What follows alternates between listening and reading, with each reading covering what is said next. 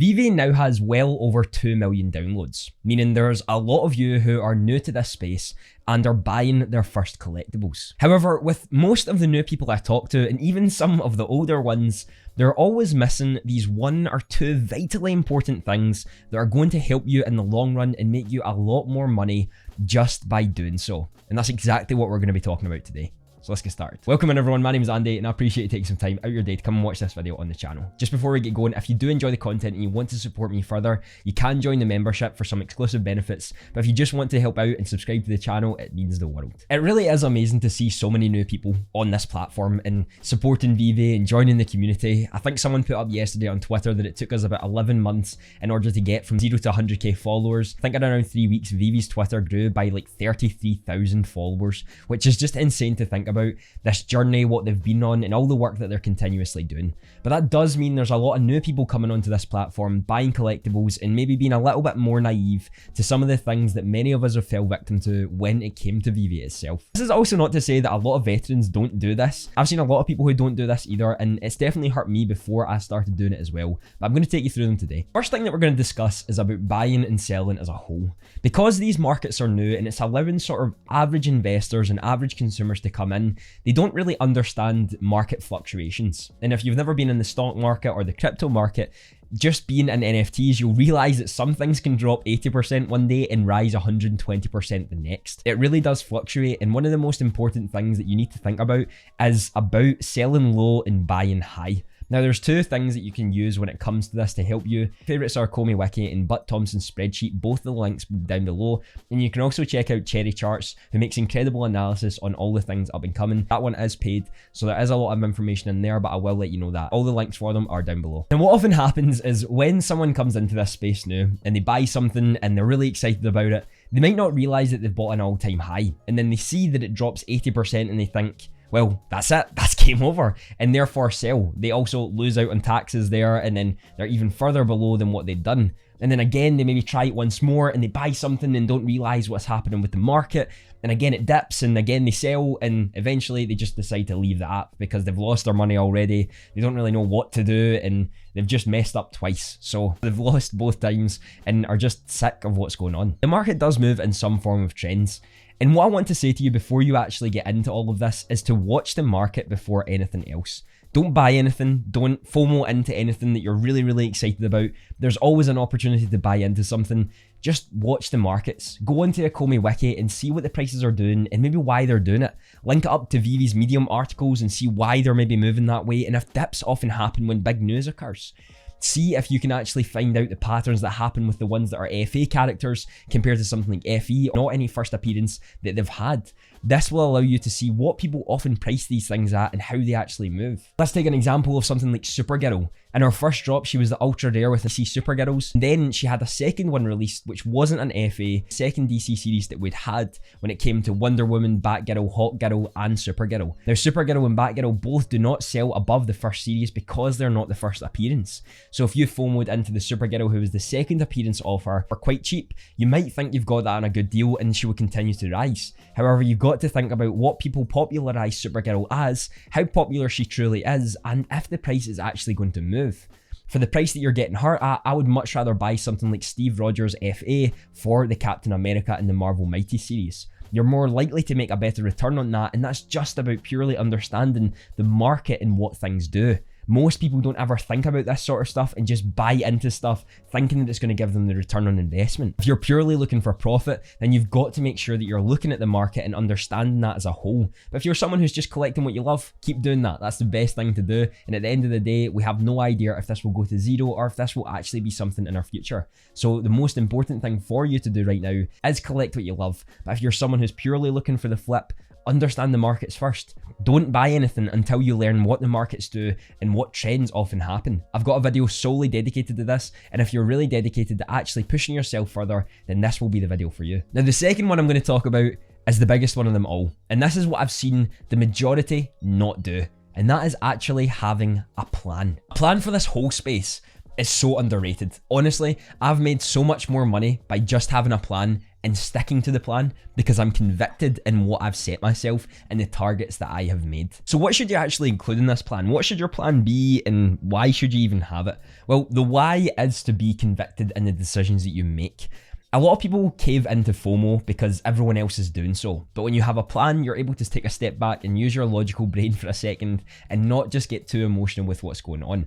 It's the same with buying and selling. You often get too emotional. So when you have a plan, you know that the plan is laid out in front of you and you can actually understand it to the best of your ability. And the other ones that I have is especially when it comes to when the sell happens and when the buy happens. These are the best ways that you're going to collect what you love whilst also potentially making the highest percentage of profit that you can when you actually do this. So let me give you an example that I've got written down, so I'll probably be looking over here a little bit for when it comes to it, to just give you two different people and why one will win over the other. So you buy a common Spider-Man for 440 gems as you believe it's going to rise. The next day it falls to 320 gems and they don't want to lose out anymore that the cash that they've already put in, so they decide to sell under the market value to take some of the money back that they've put into the Spider-Man the couple days before. They sell at a loss and they also lose out in tax. It jumps up again in the next week or so, but this time they get in at 380, so it's a little bit lower than they paid originally. But they find that only a few weeks later, it's now down to 300 again. They believe that they can't win and it's all against them and the market's never going to allow them to win. They therefore sell and get out the app. This is the first person, an individual who never has a plan, sells when FOMO is occurring, when everyone else is selling, and doesn't actually understand the market. And we bring it to the second person. The second person is watching the market and sees that the prices have risen quite sharply over the last few days, so they decide to wait. They make their low price at around 320 to 330, where they'll happily buy as they believe that is a good market value for what it's at. With tax, they would be happy to make a flip of around 400 if it manages to reach that stage and make a small profit, then move on with other collectibles that they're willing to trade. A few days later, it surpasses that price and they sell for 410, making a fair profit to have more liquidity for the next drop. Do you see how both of these people have been in the exact same timeline, but one is coming out with a profit and one has just left the app because they think everything's against them?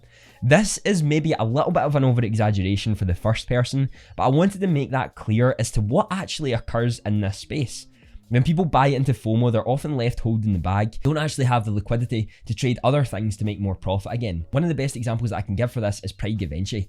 This has been pumped up a few times artificially by some people in the community. Although I truly believe it's one of the grails in Veve that we've got so far, pushed up in around October to about 7,800 and is yet to reach that price again. Now we're coming to the end of December and into the new year. It's not to say that it's a bad decision to buy at the high, but what I am telling you is that when FOMO kicks in and we don't have a plan for our emotional state, we often buy into the places that don't make actual sense and often lose out in a long period of time. Where you spent that $7,800 on the Givenchy back in October, you could have probably doubled and tripled that money if you were smarter, held that money, waited on some of the drops that were going on, and then learned to trade and flip them through the market analysis that you had done if you had just used step 1 in this video and watched what the market was doing. They differ so much because one person took the time to understand the market and why rises and falls happen. We can understand this already through the hype of movies, with the Spider-Mans actually climbing before the movies had occurred, and once the movie had been released, started to take a dip and is now sitting at around 300, which I think is a great buy at the Spider-Man, considering we've saw it at 440 and even close to 500 mark at some instances throughout the last few months. Having a plan and sticking to it is one of the best things that you can do. Because often what we find is when we are willing to sell something, we have a lot of emotional attachment to it. So when we only have one and we see the price moving either up or down, we get a lot of emotional stress when it comes to it. And I think it's something that we don't talk about often when it comes to this, but when we have our money invested in something, we do have emotional attachment to it. So emotional stress is inevitable when things are skyrocketing or things are plummeting because we just don't know what to do and are really worried that all our money will be gone. This is why we have to make sure that when we're in this space, we know that the money that we're sticking into this could go to zero at any day. This is still a speculative investment, way more speculative than an index fund that's been out for centuries, and something that we really don't know where the world is moving to right now. Yes, a lot of us think that it will be the future, and I personally do as well, but there are some flaws within the NFT and crypto space that could completely halt it and not allow the growth to continuously occur, even when it comes to things like Veve. When you have a plan, you reduce that emotional stress. because you know that if you're going to sell at this point and you're willing to buy at this point, it doesn't matter if it goes a little bit lower or a little bit higher than you'd done it. You'd still made the plan to sell there, and you've moved forward with your life knowing that you were convicted in your plan with what you'd had. It's really easy to say that yes, I will sell there and I will buy there, but actually sticking to it is a complete other thing. And that's why maybe writing down some of your plans in the beginning to understand how the market moves and then where you want to buy and sell at is probably one of the best decisions that you can actually make for yourself over the course of this. Buying and selling collectibles on Veve is one of the most exciting things to do, and getting the drops and managing to see the market and what happens with it and things going up is really, really exciting. But things often have trends and have patterns that allow you to buy in at the low and sell at the high, and often reverse what the average consumer often does, where they buy at the high and sell at the low, which I still don't understand. There are of course instances where selling low makes sense. For example, I bought a partner statue and sold a Todd McFarlane and a Superman for quite a low price for what they were sitting at in order to get there. Although they've both, with a minimum doubling what they are right now for what I sold it at the time, the decision I made to buy partners at that 2.1k was the decision that I was convicted in, no matter what had happened with it. And fortunately enough for me, it went the right way, and I've made more in the partner statue than I would have if I had kept the Superman and the Todd McFarlane. And don't worry, I still have one of each. This is all to show you how important it is to understand your investments at a deeper level.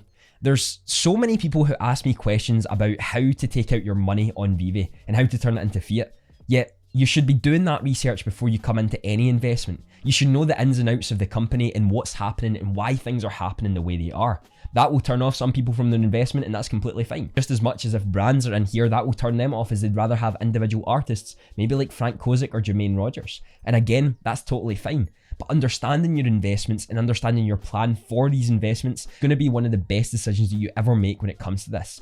If it's your money, make sure you're using it to your advantage. Understand your convictions and stay focused on what you're actually doing. That's how you're going to win more often than you lose, because you're going to lose at some point. You're never going to keep winning. It's just a part of the game. What do you think about what we've talked about in this video today? Are you going to go forward with what I'm saying, or do you think it's a load of rubbish? Be sure to let me know down in the comments. I know the video on the screen right now will be something you'll love to watch. Have a fantastic day.